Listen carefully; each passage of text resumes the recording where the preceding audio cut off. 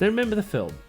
All Beautiful. 3.5 hours. Nearly, was it 4 hours? It's like a piece of artwork. It was just incredible. The motion capture, the graphics of the film were crazy. Yeah.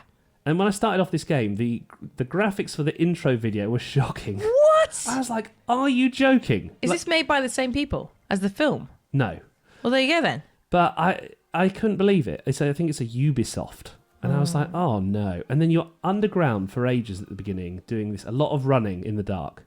You're like sprinting around. In the dark. The whole thing about Avatar is like it's light, it's bright, you're in the sky, you're on dragons. Yeah, so it's like, let me free, let me get out of it. But after a good 45 minutes, that's too long, you do that bit, like in the Fallout games, where you emerge and then the forest is around you and the world is incredible. We could write a video game, couldn't we? And it's like the jungle stretches before you with creatures, and you get a bow and arrow, and you start to become Avatar, and then you fly around. And I think, why did you make me jump through these hoops to get here?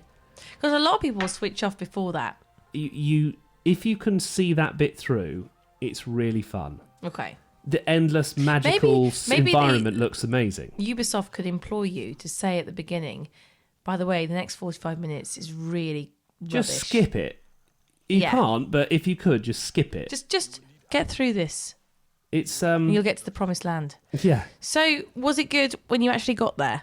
Yeah, you get guns, you get bow and arrow, which is really fun. The jungle area, the planet of Pandora, does look unreal. Oh, right. But it does start to a little bit all blend into one massive jungle. Like, there's not that much. There are distinctive areas and Maybe things, they got but bored. You can't really remember one bit of jungle from another. You know, like when you play GTA, you're like, oh, I know this corner. Oh, I know this bit of road, because it's all so distinctive. Yeah. In this, I was struggling to kind of remember, there's a lake, and I was like, yeah, but there's another lake over there, and I couldn't really... Maybe they just copied and pasted it.